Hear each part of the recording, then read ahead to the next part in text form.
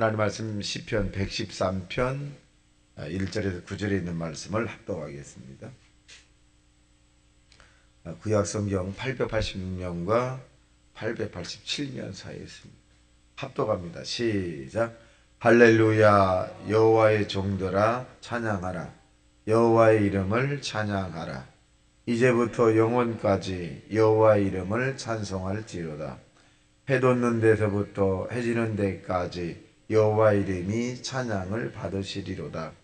여호와는 모든 나라보다 높으시며 그의 영광은 하늘보다 높으시도다. 여호와 우리 하나님은 같은 네가 누구리요. 높은 곳에 앉으셨으나 스스로 낮추사 천지를 살피시고 가나안 자를 먼지 더미에서 일으키시며 궁핍한 자를 거름 더미에서 들어세워 지도자들 곧 그의 백성의 지도자들과 함께 세우시며 또 임신하지 못하던 여자를 집에 살게 하사 자녀들을 즐겁게 하는 어머니가 되게 하시는도다. 할렐루야. 아멘. 오늘 이 시편 113편 1절과 9절에 있는 말씀에 보면 하나님이 하신 일이라고 하는 제목입니다. 하나님이 하신 일을 드러내는 것이 바로 찬양이라고 하는 것입니다. 그래서 이 시편의 저자는 하나님께 찬양을 하자, 또 여호와 이름을 찬양을 하자, 그렇게 이제 표현해주고 있는데 하나님 하신 일들을 드러내자는 거죠. 그래서 우리가 개인적으로 하나님에게 은혜 받은 것을 사람들에게 이야기하는 것을 간증이라고 얘기합니다. 이 간증을 통해서 다른 사람이 또 감동을 받기도 하고 또 다른 사람에게 이제 도전의식도 갖기도 하고 또 하나님의 살아계심을 또 현현 느끼게 할 수 있습니다. 그래서 이 시편의 저자는 오늘 하나님 하신 일을 드러내자, 우리가 많이 드러내자 그렇게 합니다. 그래서 많이 드러내는 사람이 이제 신앙적 경험이 많은 사람이고 적게 드러내는 사람 신앙적 경험이 좀 적은 사람이다, 이렇게 정의를 내릴 수 있습니다. 자, 2절에 보면 시작. 이제부터 영원까지 여호와 이름을 찬송할지로다. 전에는 여호와 이름이라고 하는 성호에 대한 부분을 말하지 않고 있습니다만 오늘은 이름이라고 하는 여호와 이름 성호를 얘기해 주고 있습니다. 이름에는 능력이 있는 거죠. 하나님의 이름, 능력이 있는 거죠. 예수의 이름으로 귀신을 쫓아내고 예수의 이름으로 병든 자를 고치고 예수 그때 이름으로 사악한 자를 물리치고, 우리가 꿈에 한 번씩 다 경험이 있겠습니다만은 옴짝달딱 할 수 없는 그런 눌림에 대한 꿈도 저도 꾼 적이 있는데, 이 눌림에 대한 꿈을 꿨을 때 그 꿈속에서 정말 힘들더라고. 땀을 뻘뻘 흘려가면서. 그래서 어떨 때는 제가 이제 지금도 기억나는 것은 옆에는 몽둥이로 막 치는데도 움직이지 않아요. 이게 움직이지 않아. 그 소리를 지르려고 해도 소리 목에서 소리가 나지 않아요. 뭐 그런 아주 그런 현실 가운데 그런 그 꿈속에서 예수 이름으로 떠나가리, 이것도 잘 안 되더라. 그래서 어느 순간에 예수 이름으로 떠나갈지어다 할 때 이제 확 열려지는 거. 그 평온함. 그래서 예수 이름이 이 위대하다는 것을 이제 꿈속에서 체험적으로 경험한 적이 있는데, 아마 그 일반 사람들도 아마 이 귀신이 이렇게 막 나타나면 예수 이름으로 그러니까 예수 이름 자체가 능력이기도 합니다. 예수 이름으로 저와 여러분이 의로운 길로 천국으로 인도하는 거거든요. 그래서 예수님 이름으로 행한 일들을 드러내자는 것이.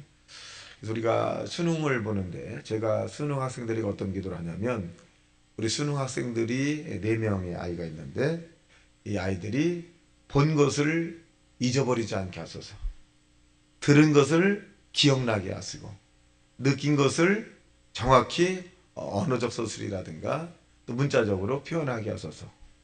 사실 머리가 좋고 나쁘고의 차이는 뭐냐, 기억을 들은 것을 기억해내면 또 본 것을 기억해내고 느낀 것을 깨달은 것을 우리가 서술을 하게 되면 당연히 좋은 성적이죠.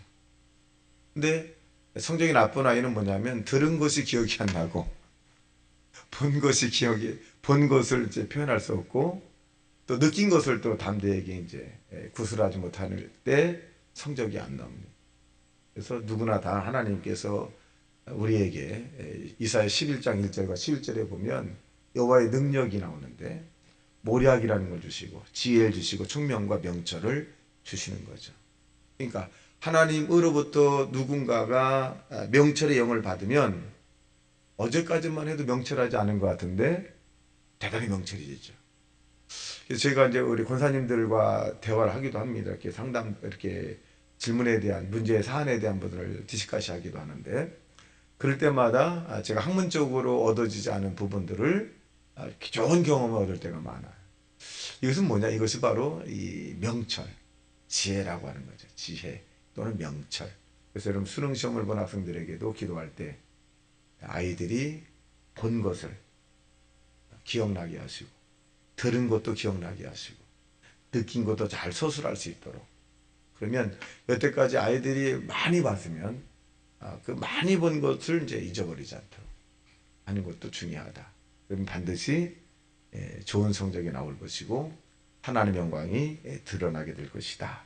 그래서 우리가 하나님의 이름으로 또 축복도 해야 되죠. 하나님 지혜를 주시옵시고 명철을 주시고 또 이 기억력도 더 대단하게 하시고 이 건강도 주시고 예수 이름으로 축복하는 게 중요해요. 자손들을 축복하는 것도 굉장히 중요합니다. 그래서 오늘 자손들이 만날 만한 사람만 만나게 하시고 생각할 것만 생각하게 하시고 뭐 이런 것을 우리가 멀리 있지만 예수님 이름으로 축복하면 하나님께서 그대로 나타난다는 사실을 믿게 되길 주님의 이름으로 축원합니다. 3절 보겠습니다. 시작. 해 돋는 데서부터 해 지는 데까지 여호와 이름이 찬양을 받으시로다. 또 여호와 이름이 나오죠. 해 돋는 데부터 해 지는 데까지 처음과 나중 알파 오메가 모든 것이 하나님의 영광이 나죠. 우리의 이름이 아니라 하나님의 이름이 자꾸 드러나야 돼. 자, 그 왜 그러냐면 하나님이 창조자이기 때문에 그렇습니다.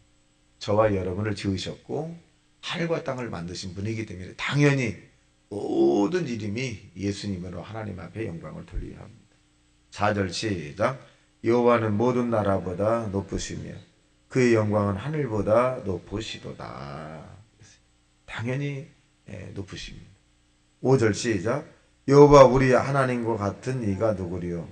높은 곳에 앉으셨다가 스스로 낮추사 천지를 살피시고. 우린 피조물이기 때문에 조물주가 되시는 하나님이 관심은 안 가져도 되죠, 사실.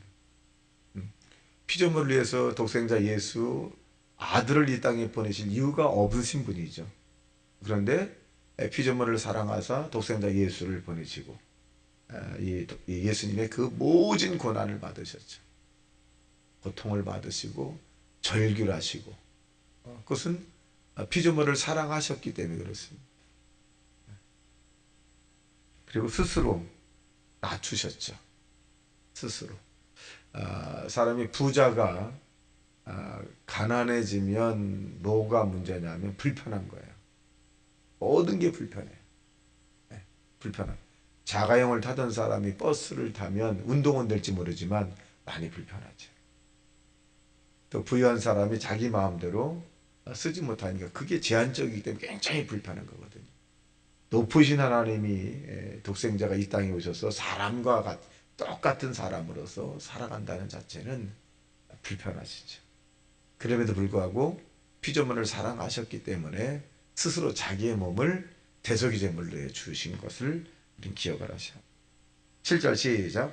가난한 자를 먼지 더미에서 일으키시며 궁핍한 자를 거름더미에서 들어 세워. 그러니까 하나님의 속성 가운데 하나는 가난한 자를 가난하다고 무시하는 것이 아니라 가난한 자를 일으켜 세우시죠.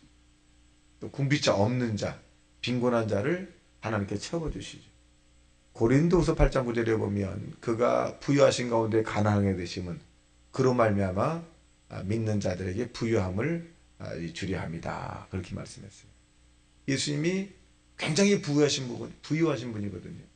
하늘과 땅을 지신 분이고 부족함이 없는 분인데 이 땅에 오셔서 얼마나 가난했어요. 예수님은 집도 없으셨죠. 집도 없어요. 늘 다른 사람들이 제공하는 곳에서 살으셨죠. 개인적으로 뭐 재물을 소유한 적이 있나요? 없죠. 가룟 유다라고 하는 사람에게 다 맡겼죠. 옷이 많았나요? 옷이 없어. 세마포, 긴 두루마리 옷, 이런 부분들 몇 벌 정도. 왜 그렇게 예수님은 가난하게 사셨을까? 5천 명을 먹이고 12광주 남을 정도로 수천 명이 예수님을 따랐는데, 예수님 맘만 먹으면 좋은 집에서 좋은 옷을 입고 좋은 음식을 먹으면서 편안히 얼마든지 사실 수 있잖아요. 아니, 말씀 한마디면.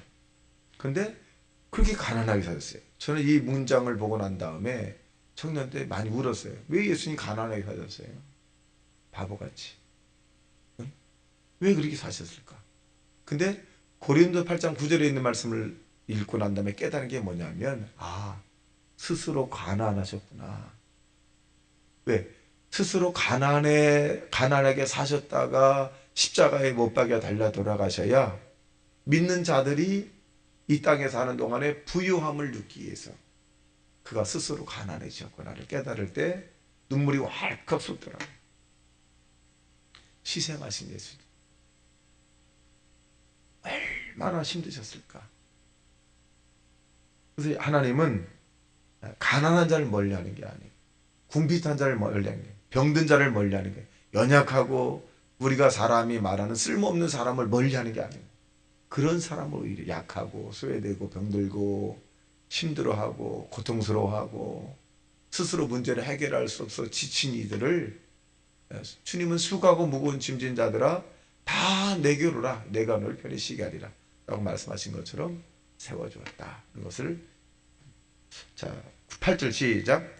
지도자들 곧 그의 백성의 지도자들과 함께 세우시며. 그 높은 사람도 역시 세우죠. 올바른 지도자가 될 수 있도록 세워주시기도 합니다. 자, 마지막 9절 시작.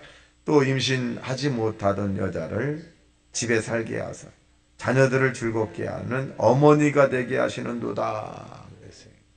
자, 어머니가 되게 하신다. 이게 뭐냐? 문제를 해결해 주시는 분이죠. 우리가 땅에 사는 동안에 수고하고 무거운 짐이 굉장히 많습니다. 해결할 수 있는 문제가 굉장히 많아요. 예수님 이름으로 기도하면 불가능을 가능케 하고 안 되는 것을 되게 합니다. 그리고 여러분의 기도하는 것은 반드시 하나님께서 예수도 이름으로 응답해 준다는 사실로 믿어 낙심하지 말고 의심하지 말고 끝까지 응답 받을 때까지, 치료받을 때까지, 문제 해결될 때까지 간구하는 저와 여러분 되시기를 주님의 이름으로 축원합니다. 다시 말씀 생각하며 통성 기도합니다. 주여, 주여, 주여.